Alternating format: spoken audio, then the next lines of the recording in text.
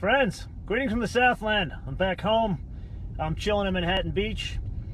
I wanted to come on real quick and go for a drive in a BMW 7 Series in full electric mode. Now, I've had this car booked for a while, and I must say I have approached it, I don't want to say nervous wouldn't be it. I guess surprised that this exists. And it's not really the first one to do this. You know, Mercedes has the plug-in version of the S-Class. Haven't driven it yet.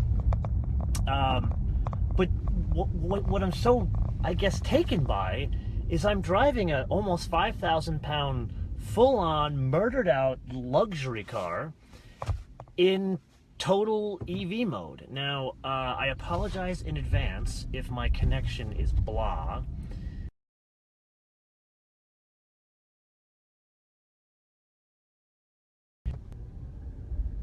Okay, looks like I'm back. My apologies for the very weak connection and somewhat of the bobbling screen because of the way I've got it. The thing isn't designed. I don't have anything holding it. Anyway, I'm going to be quick about this. I am surprised, frankly, that I'm driving an almost 5,000-pound car in full EV mode. Yes, there's a Tesla Model X. I've driven a Tesla Model X. I've driven a Tesla Model S. I've driven a Roadster. You know, you expect it there. You expect it in a Nissan Leaf, Chevrolet Volt, Chevrolet Bolt, but you don't expect it in this. This is let me tell you, this is something to behold. It's not pretty. It's not an attractive car, but it oozes elegance. Let me see if I can I'm going to come to the stop sign. I'm in a neighborhood here, so I can do this. There's no one around me. Look at this. This is a truly elegant car. You really can't even see some of the details because at night, you know, you got the blue lights there. This one doesn't have the trick Bang & Bowers & Wilkins system like it does in the BMW 5 Series I just drove. But you can kind of see how the way the thing is put together, even the dash top on this one, so much better than the 5 Series I drove. Like, this is beautiful, even above Napa leather here with this stunning stitching. I mean, you could tell somebody's been learning something from Rolls-Royce. It's just, it really is something to behold. Way more than a Tesla. And that's the surprise here. It's the combination of A, it's a BMW, B, it's a 7 Series BMW, so it's not one of those ridiculous looking i3s. My neighbor next door's got one. Really don't like it.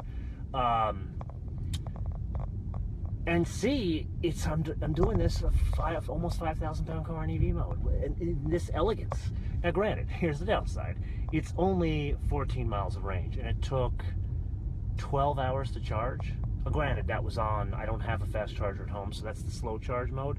So it took 12 hours for me to get 14 miles of range. Granted, the whole shtick with this car is not about, I passed another Tesla Model S. The whole shtick with this car, it's not about the range in EV. It's about extending the overall range of the car. I think it's like 500 miles in gasoline range in total, which that's great. You know, that's fantastic. But I gotta be honest, I would seriously consider rocking one of these. I'm crossing a major street here, so it's gonna take me a while to get across here. But the good thing is I have better coverage here. Oh, it's not gonna take me a while. Look at that. It parts the Red Seas, or in this case, Sepulveda.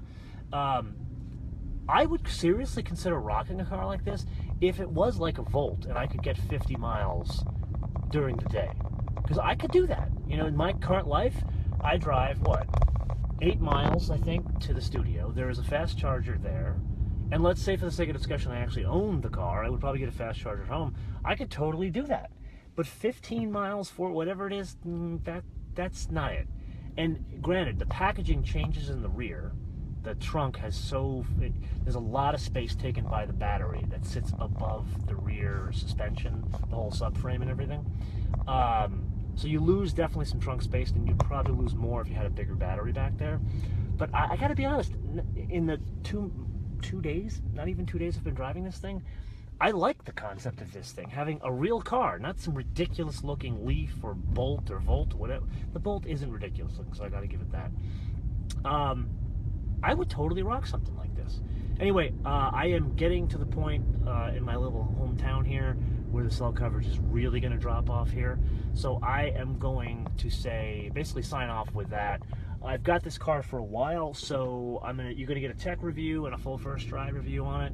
But keep in mind, season 7 doesn't start till the end of the month, so this is gonna be somewhat later in season 7, because we first got to get to the Aston, we got to get to the 5 Series because it's more pressing than this, and then of course the 991.2. Anyway, I'm gonna say goodbye here, but you know what? Here's what I'm gonna do for you. I'm going to say goodbye so you can, from the Pacific Ocean, have a look at the stunning view of the Pacific Ocean from Manhattan Beach, California. Until I see you next time, or whenever I go on another live broadcast here. And of course, there is another. This is the third Tesla Model X that we've seen in 2 blocks. I will say, bis später.